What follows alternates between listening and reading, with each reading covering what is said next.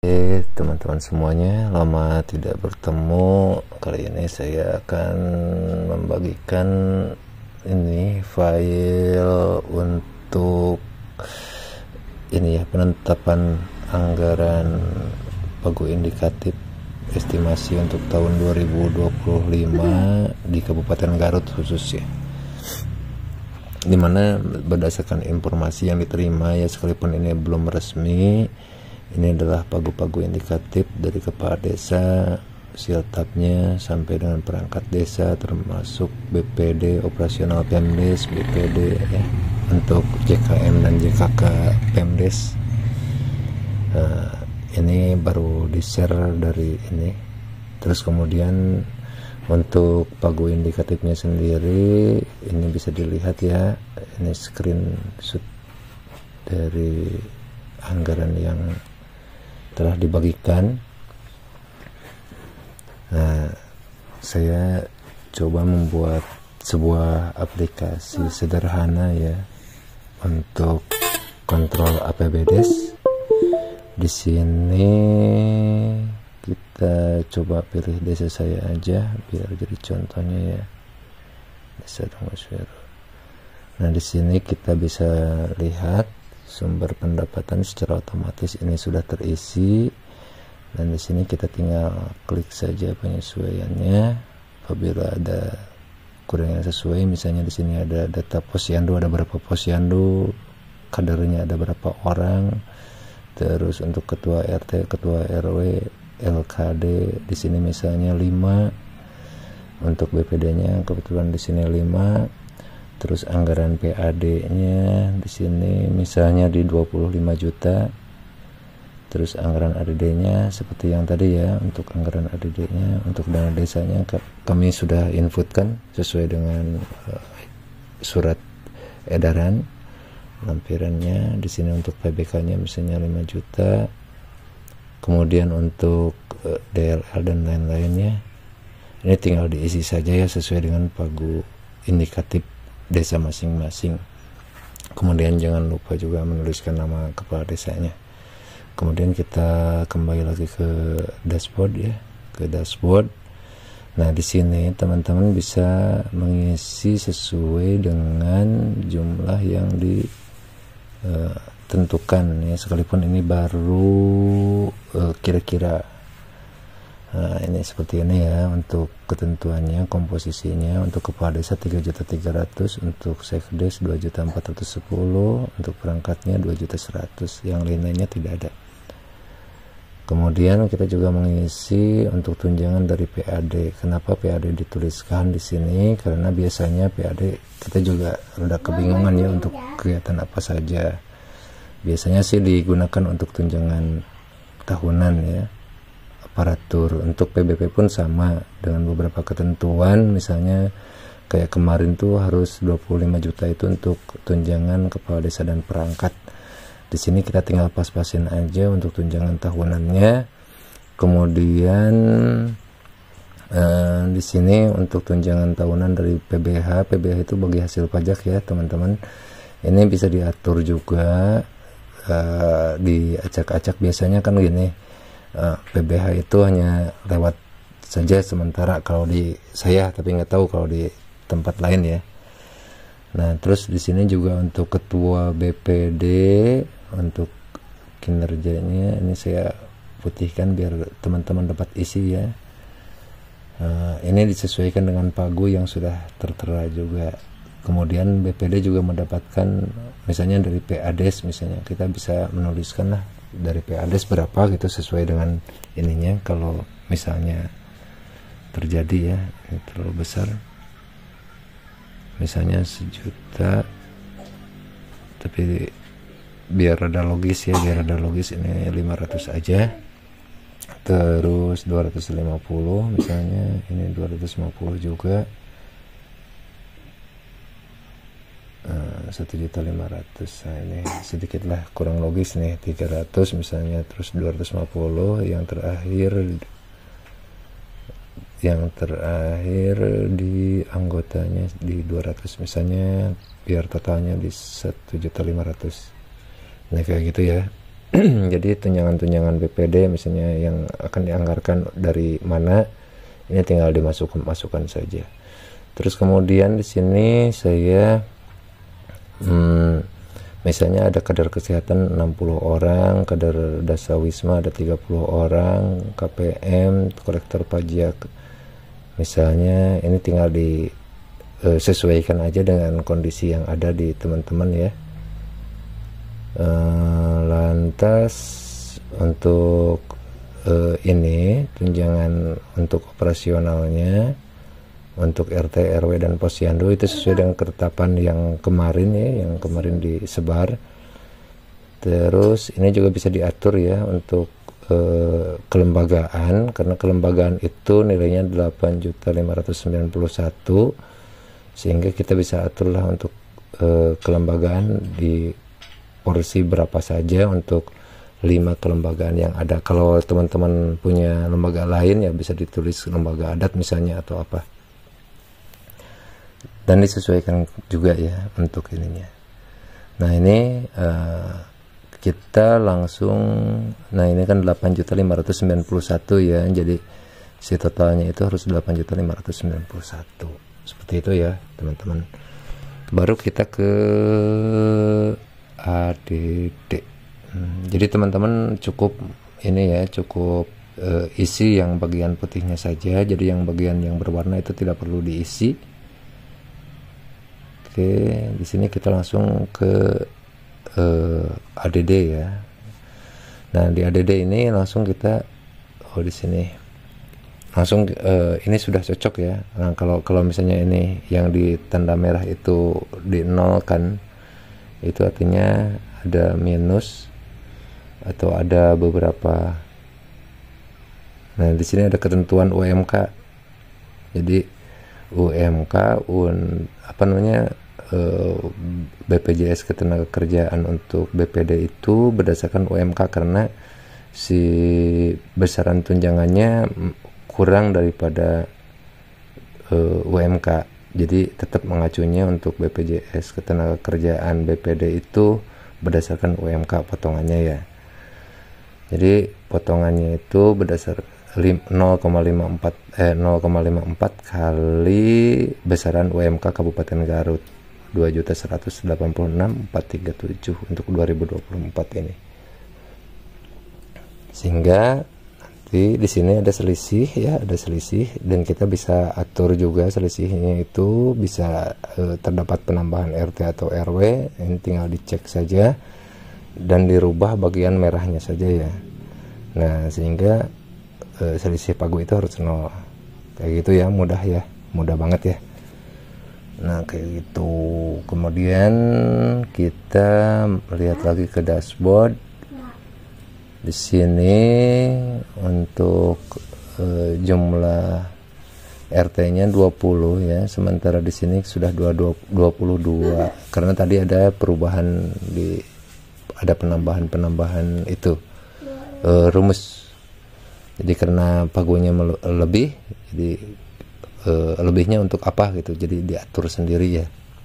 Biasanya hanya 4 itu, kalau enggak BPD bertambah, RT RW atau posyandu, seperti itu teman-teman.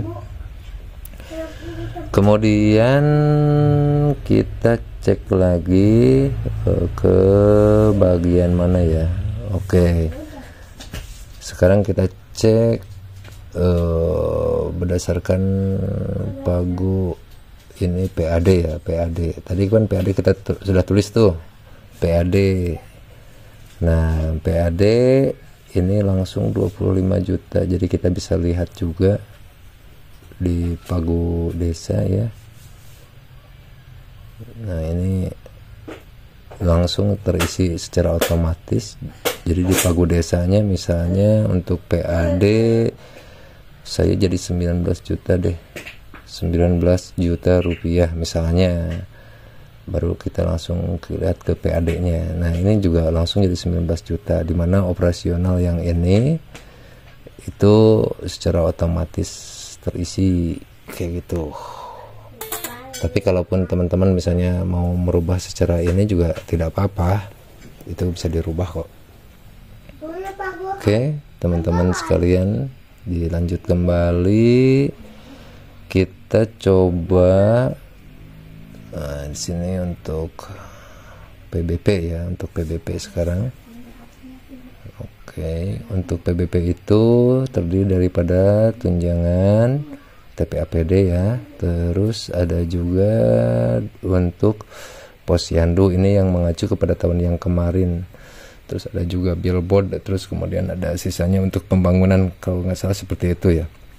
Nah, nanti di PBP itu hasilnya seperti ini ya teman-teman.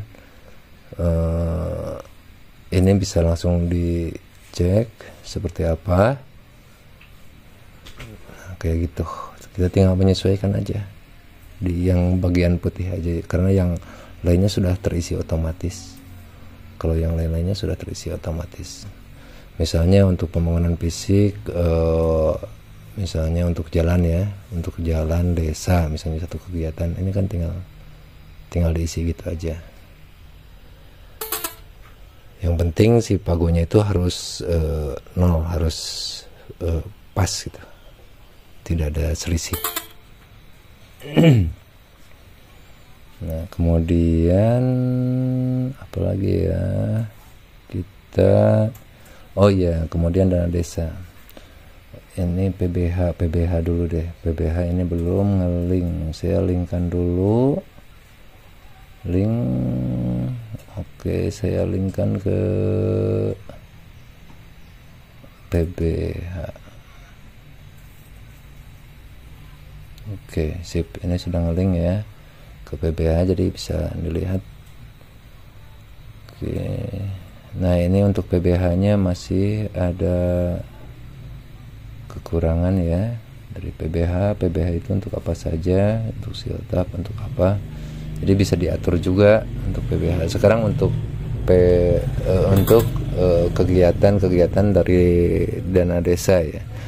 Di sini teman-teman bisa membuat secara acak, tapi teman-teman cukup mengisi yang bagian putih saja, karena yang bagian hijau, yang bertanda hijau itu sudah diisi secara otomatis ya. Terus teman-teman juga bisa membuat memilih tagging itu sesuai dengan kebutuhannya, jadi dan tidak perlu lagi dirubah. Nah, batuk kayak gini ya. Untuk misalnya saya membuat kegiatan baru ini, saya perkecil dulu ya anggaran-anggarannya. Misalnya ini jadi 100 juta. Terus ini anggarannya untuk pembangunan kantor desa, misalnya ini jadi 150 juta. Kemudian ini ada, kita rubah-rubah dulu ya. Oke, ini taggingnya disesuaikan aja. Misalnya ada penambahan kegiatan lagi di bidang pemberdayaan masyarakat untuk untuk ketahanan pangan. Nah, untuk ketahanan pangan, misalnya saya membuat ketahanan pangan apa ya? Di sini nama kegiatannya hibah untuk kelompok tani atau ternak, tani aja ya. Oke, tani dan ternak misalnya. Ini 2 kelompok, 2 kelompok ini misalnya masing-masing 15 juta. Nah, di sini nilainya ternyata masih kurang tuh. Ini kayaknya belum di freeze vanes. Oke, nanti kita freeze vanes dulu ya, biar lebih mudah melihat kekurangannya.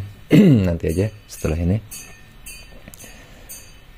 Oke, kita freeze vanes dulu biar lebih mudah. Scrollnya kan enak tuh ya. Oke, terus kita lihat lagi ini kekurangannya berapa. Ternyata kekurangannya 150 jutaan ya. Berarti kita membuat kegiatan-kegiatan baru lagi dari dana desa. Misalnya di sini saya buat untuk pembangunan desa, untuk infrastruktur, untuk stunting dulu. Misalnya pembangunan gedung posyandu misalnya. Nah, di sini 1 unit totalnya di berapa? 50 juta misalnya.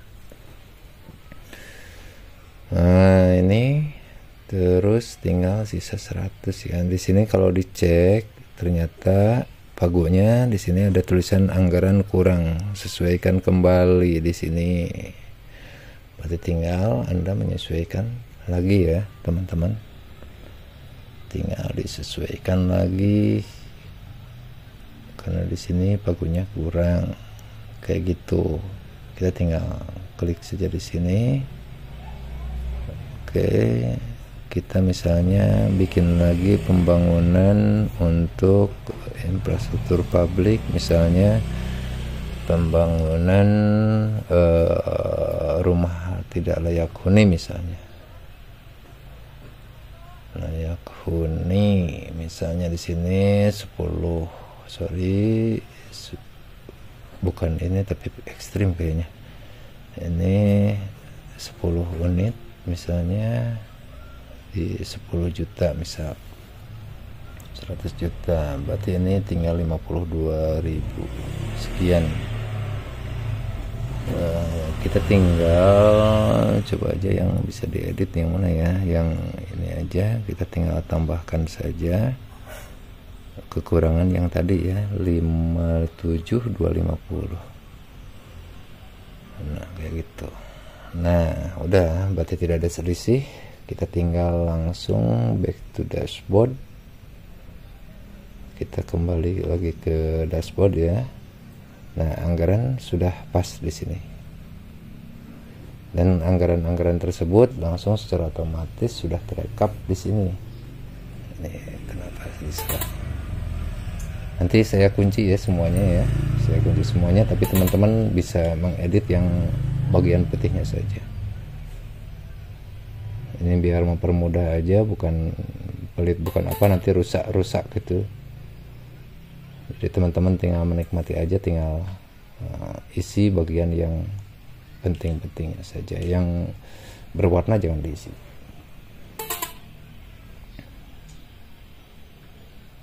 Oke, selanjutnya di sini misalnya ternyata ada apa kejanggalan di sini. Oh iya, di sini kita lihat di sini ada kesalahan untuk